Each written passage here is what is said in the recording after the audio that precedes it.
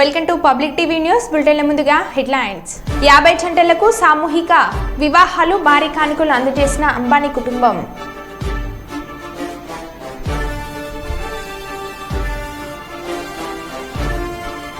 KG ఆసుపత్రిలో ఎన్టీఆర్ ఆరోగ్య సేవలు ప్రారంభించిన ఎమ్మెల్సీ కంచెల శ్రీకాంత్.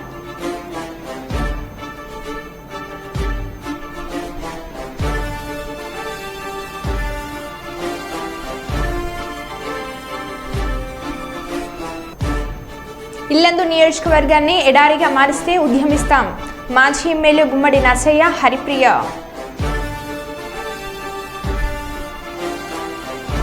గాలివానల బీభత్సవానికి నేల కొరిగిన బ్రిడ్జ్.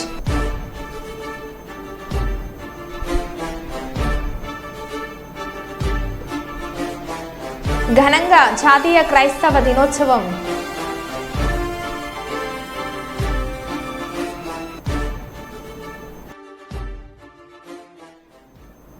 ఇక వివరాల్లోకి వెళ్తే కాంగ్రెస్ మండల అధ్యక్షుడు లావుడ్య రమేష్ ను టీఆర్ఎస్ కు చెందిన వినోద్ కుమార్ జైస్వాల్ కులం పేరుతో దూషించడంతో రెబ్బెన మండల పోలీస్ స్టేషన్లో కేసు నమోదు చేశారు. ఎమ్మెల్యే కోవలక్ష్మి వచ్చి పోలీస్ స్టేషన్ నుండి అట్రాసిటీ కేసు నమోదైన నిందితుడిని తీసుకుపోవడంతో కాంగ్రెస్ నాయకులు కార్యకర్తలు ఆగ్రహ ఆవేశాలకు గురై జాతీయ రహదారిపై పోలీస్ స్టేషన్ ముందు బైఠాయించి రాస్తారోకోకు దిగారు. కాంగ్రెస్ నాయకులను ఎంత బుజ్జగించినా వినకపోవడంతో ఇరువైపులా భారీగా వాహనాలు నిలిచిపోయాయి.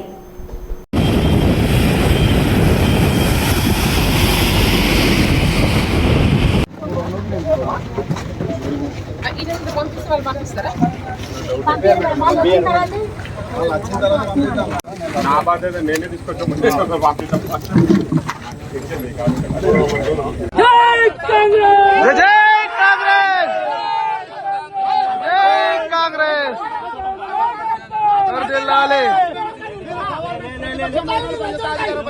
నేను నిన్న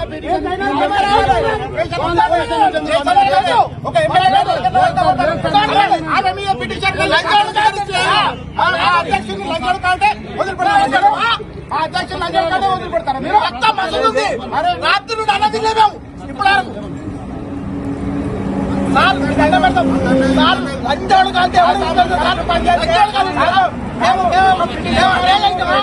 ఇల్లీగల్ అయితేమా మోసం చేస్తామా నీ దగ్గర నేను మీతో మంచిగా మర్యాద మాట్లాడిపోయినాను.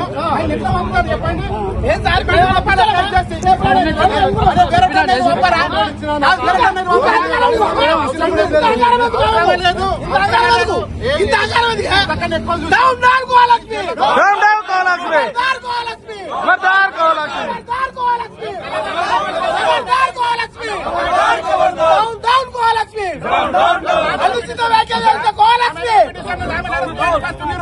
ఆమె పిటిషన్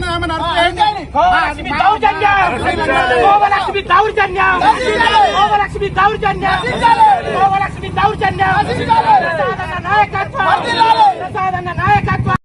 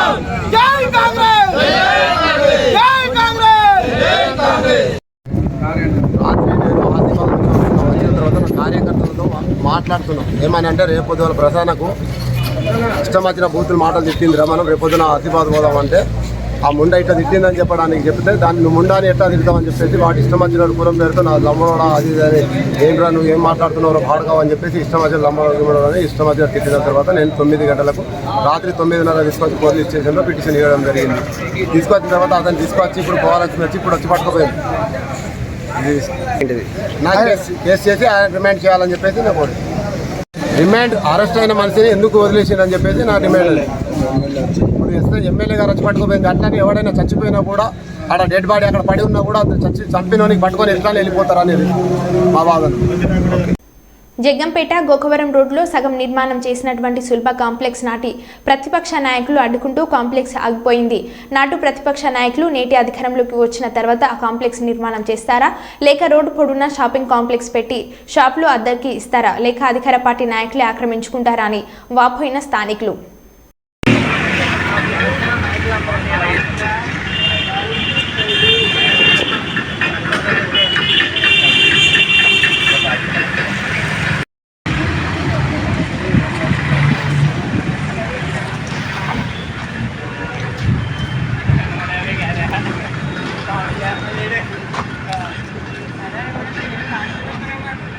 నమస్కారం. నా పేరు మేకా వీరబాబు, జగ్గంపేట, కాకినాడ జిల్లా. జగ్గంపేట గోకవరం రోడ్డుని ఆనుకున్న ట్రావెల్స్ బంగ్లా దగ్గర గత ప్రభుత్వంలో వైఎస్ఆర్సీపీ గవర్నమెంట్ అధికారంలో ఉన్నప్పుడు సులభ కాంప్లెక్స్కి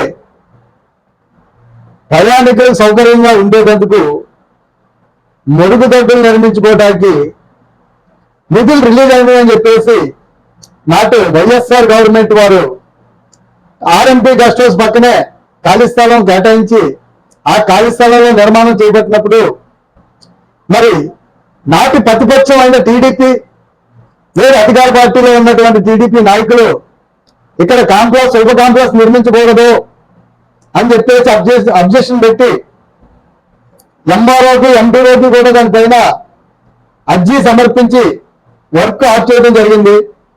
మరి అది అటు ఇటు చెందకుండా ఎటు కాకుండా కాంప్లెక్స్ అలాగే ఉంది. సుమారు సంవత్సరాల కాలం నుంచి ఆ కాంప్లెక్స్ అలాగే నిరుపయోగంగా పడి ఉండడంతో గవర్నమెంట్ నుంచి వెచ్చించే నిధులు ఏమైంది? ఆ కాంప్లెక్స్ ఖర్చు పెట్టిన నిధులు ఎవరు ఖర్చుల్లో పెట్టారు? కాంప్లెక్స్ పూర్తిగా నిర్మాణం అన్నా చేయాలి, లేకపోతే అక్కడ లేకుండా తొలగించాలి. ఎందుకంటే జగ్గంపేట పట్టణంలో షాపింగ్ కాంప్లెక్స్ సరిపోలేదు, జనాలు ప్రోటింగ్ ఎక్కువైందని చెప్పేసి మరి మన ఆర్టీసీ కాంప్లెక్స్ లో కూడా షాపింగ్ నిర్మించుకోవడానికి ఆర్టీసీ రవాణా వారు మరి ఉన్నటువంటి జగ్గంపేట పూర్తి స్థలాన్ని కూడా అద్దెకి ఇచ్చుకుంటున్నారు. మరి అక్కడి నుంచి మొదలెట్టుకుంటే ఎంపీ ఆఫీస్ దగ్గర నుంచి గోకవరం రోడ్లో సుమారు 300 మీటర్లు ప్రభుత్వ స్థలాల్లో షాపింగ్ కాంప్లెక్స్ నిర్మించి ఇస్తే దాని ద్వారా గవర్నమెంట్కి ఆదాయం చేకూర్చి ప్రభుత్వానికి ఆదాయం వస్తుందని మరి ఇటీవల ఇలాగే ఉంటే కొంతమంది నాయకులు దాన్ని కబ్జా చేయడానికి ఆల్రెడీ ప్రణాళికలు సిద్ధం చేసుకుంటున్నారని ఈ వీడియోలో తెలియజేసుకుంటున్నాను. కొంచెం మంది నాయకులు ఇప్పటికే జగ్గంపేటలో చాలా పౌరం బొక్సాలు కబ్జా చేశారు. నేడు అతి విలువైన 4 రోడ్లు జంక్షన్లో ఉన్నటువంటి ఈ స్థలాన్ని కబ్జా చేయడానికి ప్లాన్ చేస్తున్నారని అక్కడ కాంప్లెక్స్ అన్నా శుభ కాంప్లెక్స్ అన్నా నిర్మాణం చేయాలి. లేని వేళ షాపింగ్ కాంప్లెక్స్ నిర్మాణం చేస్తే మరి జిల్లా పరిషత్ కాబట్టి ట్రావెల్స్ బంగ్లా మరి అక్కడ అద్దెలు వస్తాయని వీడియో ద్వారా తెలియజేసుకుంటూ మరి ఏదైతే ట్రావెల్స్ బంగ్లా గెస్ట్ హౌస్ ఉందో ఇది ఆడ చాలా శిథిల వ్యవస్థకు చేరుంది. మరి గతంలో అది ఏ నాయకులు వచ్చినా మరి ఇటు రవాణా ఎవరైనా విఐపీలు వెళ్ళినా అక్కడ ఆగి మరి అది చూసుకుని వెళ్ళేవారు. కొన్ని మీటింగ్లు కూడా గతంలో ఆ ట్రావెల్స్ బంగ్లాలో నిర్మించడం జరిగేది. నేటి నాయకులు ఎవరి కాళ్ళకే సొంతంగా జగ్గంపేట సెంటర్ లో ఇల్లు కట్టుకున్నారు కాబట్టి ట్రావెల్స్ బంగ్లా వినియోగించుకుంటూ లేదు, అది శిథిలావస్థ చేరింది. దానిపై కూడా ప్రభుత్వం దృష్టి సారించాలని ఈ వీడియో ద్వారా తెలియజేసుకుంటూ సెలవు తీసుకుంటున్నాను. జై హింద్, జై భారత్. మహబూబాద్ జిల్లా కేంద్రంలోని కార్తిక్ హాస్పిటల్లో సేవాలాల్ సేన రాష్ట్ర కో కన్వీనర్ వెంకన్న నాయక్ అధ్యక్షతన జరిగిన కార్యక్రమంలో డాక్టర్ నెహ్రూ నాయక్ ముఖ్య అతిథిగా పాల్గొన్నారు. ఈ సందర్భంగా ఆయన మాట్లాడుతూ గోర్ బంజారాల పవిత్రమైన మొట్టమొదటి పండుగ శీత్లా పండుగను ఒకేసారి నిర్వహించాలని గత 10 సంవత్సరాలుగా సేవాలాల్ పైన సేన మరియు కుల పెద్దలు అన్ని సంఘాలను కలుపుకొని పెద్ద పూసల కార్తె మొదటి మంగళవారం రోజున అందరం ఒకేసారి జరుపుకొని జాతీయ ఐక్యతను చాటాలని పిలుపునిచ్చారు. మమ్మల్ని మీరు కొలిచి మా యొక్క బలిదానం కనుక ఇస్తే మేము శాంతిస్తాము, ఆ యొక్క పశు సంపదను కాపాడుతామని చెప్పేసి ఆనాడు పెద్ద మనిషి కలలో రావడంతో అప్పటి నుంచి ఇప్పటి వరకు మా యొక్క బంజారా సంస్కృతి సాంప్రదాయాలను కాపాడుకుంటూ ఇప్పటి వరకు ఆ యొక్క ఆనవాయితీ ప్రకారంగా మేము పండుగను జరుపుకుంటున్నాం. కాబట్టి ఈ సంవత్సరం జూలై 9న అందరూ కూడా భారీ సంఖ్యలో ఈ పండుగను విజయవంతం చేయాలి, ఒకే రోజు జరుపుకోవాలని చెప్పేసి మేము ఈ యొక్క గోర్బంజాలో ఉన్నటువంటి సర్పంచ్లకు కానీ, మరి ఎంపీటీసీలకు కానీ, ప్రజాప్రతినిధులకు కానీ అందరూ కూడా ఒకే రోజు జరుపుకోవాలని అన్ని ప్రజా సంఘాలకు కానీ అందరినీ విజ్ఞప్తి చేస్తూ ఉన్నాము. మరి ఒకే రోజు జరుపుకుంటే మనం సెలవు ప్రకటించే డిమాండ్ చేసే అవకాశం ఉంటుంది. కాబట్టి అందరూ కూడా ఘనంగా జరుపుకోవాలని చెప్పేసి అందరికీ శీతల పండుగ శుభాకాంక్షలు తెలియజేస్తాము. జై సేవల. మన దేశంలోని అన్ని ప్రాంతాల్లో ఒకే రోజు నిర్వహించుకునే విధంగా మనం ఒక నిర్ణయం తీసుకుందామని గత 10 సంవత్సరాల నుంచి ఎన్నో ప్రయత్నాలు చేస్తూ ఉన్నాం. ఇక్కడి మరి అన్ని సంఘాలు మరి దీనికి ప్రోత్సహిస్తూ ఉన్నాయి. అదేవిధంగా కుల పెద్దలు కూడా చాలామంది ప్రోత్సాహం ఇస్తూ మరి ఒకే రోజు నిర్వహిస్తూ రావడం జరుగుతూ ఉంది. అయితే ఇప్పటికీ ఏదో విధంగా కొంచెం డిస్టర్బెన్స్ అనేది జరుగుతూ ఉంది. మనం గనక ఒకే రోజు నిర్ణయించుకున్నట్లయితే అదేవిధంగా తీసి పండుగని ఒకే డేట్ లేకపోతే ఒకే కాలంలో నిర్ణయించుకున్నట్లయితే ప్రభుత్వం మీద ఒత్తిడి పెరుగుతుంది, ప్రభుత్వం దాన్ని గుర్తించే వీలుంటుంది. ఒకసారి ప్రభుత్వం గుర్తించినట్లయితే ఆ సంస్కృతి సాంప్రదాయాల్లో వాటిని మరి పాఠ్యాంశాల్లో కూడా చేర్చే ఛాన్సెస్ ఉంటాయి.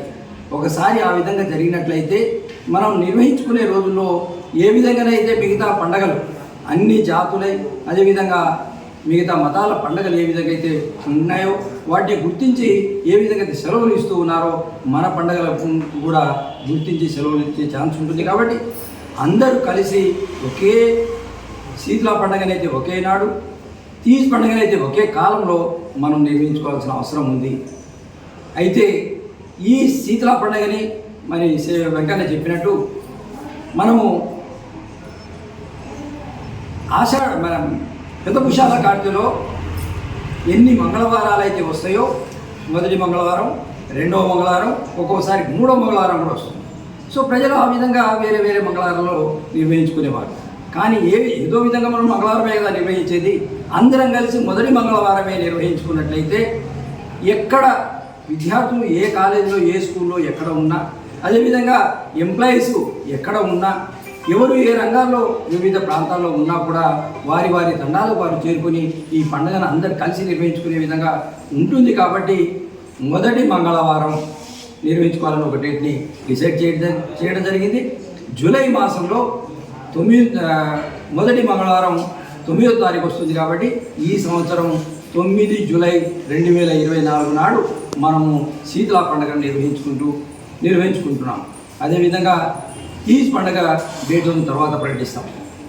అయితే ఇప్పటికే మీకు చెప్తున్నారు, అడవుల్లో ఉండే లంబాడీలు ఆ పండుగలను నిర్వహిస్తూ వారు ఆ రోజుల్లో భూమి మీద అదేవిధంగా పశుపక్షాదుల మీదనే ఆధారపడి జీవించేవారు. కాబట్టి వారి ప్రాంతంలో ఆ భూమి కానీ, భూమిలో పండే పంట కానీ, అదేవిధంగా వాటికి ఉపయోగపడే ఈ జంతుజాలాలన్నీ ఆరోగ్యంగా ఉండాలనే ఉద్దేశంతో వర్షాకాలం రావడంతోనే ఏ విధంగా అయితే వైరల్ జ్వరాలు వస్తూ ఉంటాయో, వైరల్ జ్వరాలే మరి గాలికుంటు వ్యాధికి కారణం. కాబట్టి పశువులలో గాలికుంటు వ్యాధి అని వచ్చి పశువులు మేత మేయకపోవడం, కనీసం నడిచి పొలాల్లో కానీ బయటికి కానీ పోకపోవడం ఆ విధంగా జరుగుతుంటుంది. కాబట్టి వాటిని మనం ఏదో రకంగా మందులు ఇచ్చి వాటిని హుస్రాబాద్ ఎమ్మెల్యే పాడి కౌశిక్ రెడ్డిపై క్రిమినల్ కేసు నమోదు అయింది.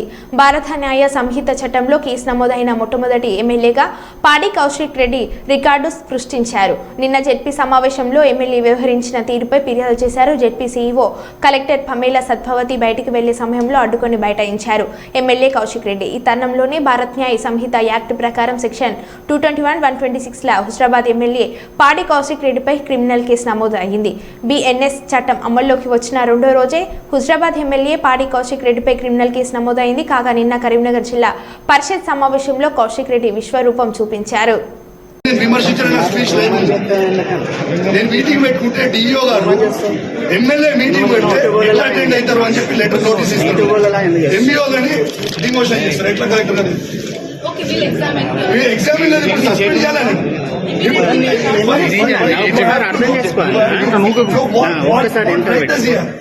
మా ఎమ్మెల్యే కలెక్టర్ గారు నేను ఎమ్మెల్యేని అంటే మీ బాస్ అయిన చీఫ్ సెక్రటరీ కంటే నా పెద్ద ప్రోటోకాల్. వాట్ ఏమంటే నేను మీ జవాబు ఎప్పుడు మీరు వెళ్ళిపోతున్నారు. ఏం చేయాలి? That's what you're treating us. This government is treating us like this. Yes. What is this letter, madam, if you're not treating me like this? So what is this letter? We have got it your notice also. Even as KTR also has spoken to you on this issue. Yes, where is the action, madam? It's been 5 days. What is there to examine this? No, what is there to examine this? What right does he have? No, what right? You please suspend him immediately. What right? You please take a break and tell him you take action. You are otherwise we will not be quiet. This is very unfair.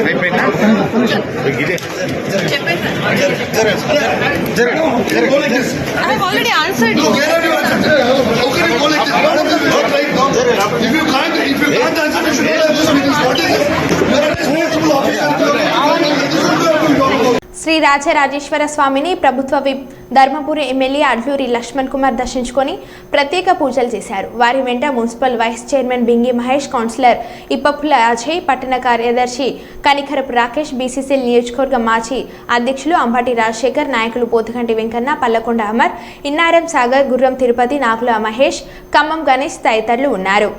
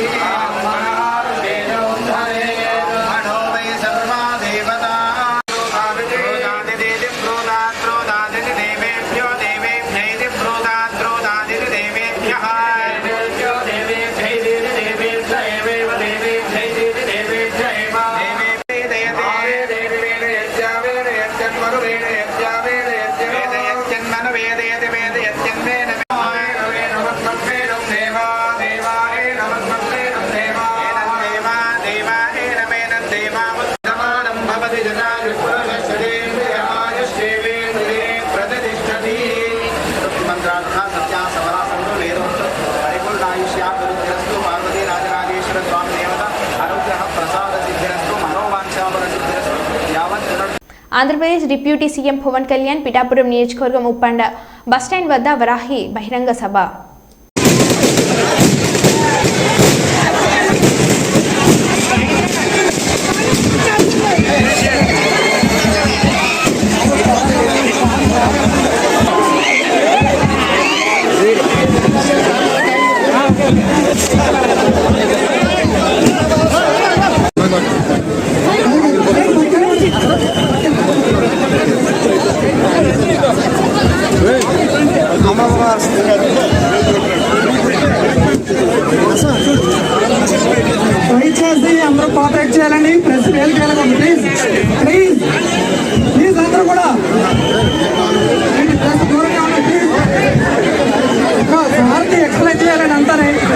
దూరంగా ఉండండి please. Photographers దయచేసి దూరంగా ఉండండి. Cooperate చేయండి.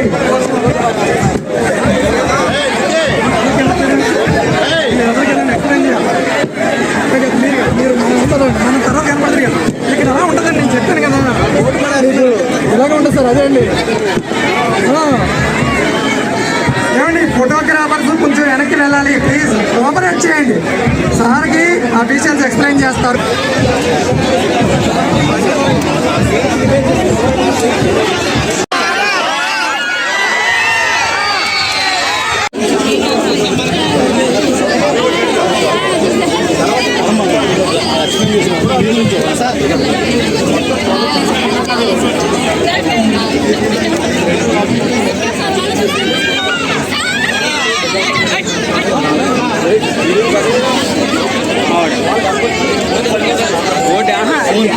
తెలుసా నాలుగు పడిపో idea ఉంది.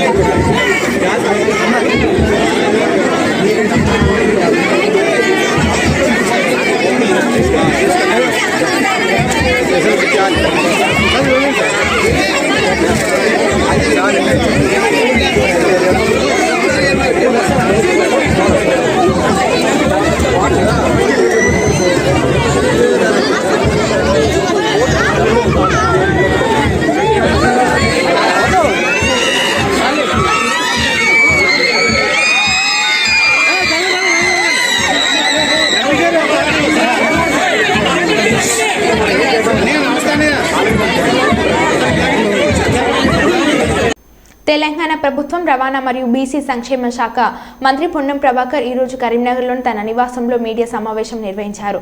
వారు మీడియాతో మాట్లాడుతూ తెలంగాణలో గత ఏడాది డిసెంబర్ 3వ తేదీన కాంగ్రెస్ ప్రభుత్వం అధికారంలోకి వచ్చిన తర్వాత డిసెంబర్ 9న ఎన్నికల్లో చెప్పిన విధంగా మహిళలకు ఆర్టీసీ బస్సులో ఉచిత ప్రయాణం అమలు చేశామని, బస్సుల్లో ప్రయాణికుల సంఖ్య భారీగా పెరిగి 100% ఆక్యుపెన్సీ దాటిందని, కొత్త బస్సుల కొనుగోలుపై ప్రజాప్రతినిధుల నుండి డిమాండ్స్ పెరుగుతున్న నేపథ్యంలో నిన్న ముఖ్యమంత్రి, ఉప ముఖ్యమంత్రి ఆర్టీసీని మరింత ప్రజల ముందుకు తీసుకురావాలని నిర్ణయం తీసుకున్నారని తెలిపారు. ఎన్నికల్లో చెప్పినట్టుగా మహిళలకు ఆర్టీసీ బస్సులో ఉచిత ప్రయాణం అందజేశారు. దానిలో భాగంగా సంఖ్య, బస్సులో ఎక్కేవారి సంఖ్య 100% ఆక్యుపెన్సీ పెరిగింది. కొత్త డిమాండ్ బస్సులు కావాలని ప్రజల నుంచి, ప్రజాప్రతినిధుల నుంచి డిమాండ్ పెరిగింది. దానితోటి ప్రభుత్వం, గౌరవ ముఖ్యమంత్రి గారు నిన్ననే నిర్ణయం తీసుకొని, ఉప ముఖ్యమంత్రి గారు, ఆర్థిక శాఖ మంత్రి గట్టి గారు, రేవంత్ రెడ్డి గారు, మంత్రివర్గం మొత్తం నిర్ణయం చేసుకొని బస్సులో కొనుగోలు ప్రక్రియ ప్రారంభిస్తూ దానికి కావాల్సినటువంటి ఉద్యోగాలను కూడా భర్తీ చేయాలని డిపో మేనేజర్ల కాడి నుంచి డ్రైవర్లు, ఇతర శ్రామికులు అన్ని కలిపి 3035 ఉద్యోగాలకు నియామకాలకు ప్రభుత్వం నిన్న గ్రీన్ సిగ్నల్ ముఖ్యమంత్రి గారు ఇచ్చినారు. ఈ సందర్భంగా ముఖ్యమంత్రి గారికి, ఉప ముఖ్యమంత్రి గారికి, గౌరవ మంత్రులందరికీ హృదయపూర్వకంగా ధన్యవాదాలు. సహచార మంత్రులందరికీ 10 సంవత్సరాల తర్వాత 2014 తర్వాత ఆర్టీసీలో మళ్ళా మొట్టమొదటి రిక్రూట్మెంట్. మొన్న బ్రెడ్ అండ్ బటర్ స్కీమ్ కింద ఎవరైతే చనిపోయినటువంటి పిల్లలకు సంబంధించి దాదాపు 3 ఉద్యోగాలు ఇచ్చాం. ఇప్పుడు కూడా మళ్ళొక ఈ 3,000 ఉద్యోగాలతో ఆర్టీసీ తిరిగి పునర్వైభవం వస్తుంది. ఇది కాక మొన్న ఒక 1000 బస్సులు కొనుగోలు చేసినాం. అవి చాలా ప్రాంతాల్లో తిరుగుతూ ఉన్నాయి. కానీ ప్రజాప్రతినిధుల నుంచి యాత్రికుల నుంచి వస్తున్న డిమాండ్కి అనుగుణంగా మా ప్రభుత్వం నూతనంగా 15,000 పైన 1,500 పైన అంటే దాదాపు 2,000-2,500 వరకు కూడా బస్సులు కొనుగోలు చేయడానికి ఫేస్ బ్యానర్గా ప్రక్రియ స్టార్ట్ చేస్తున్నాం.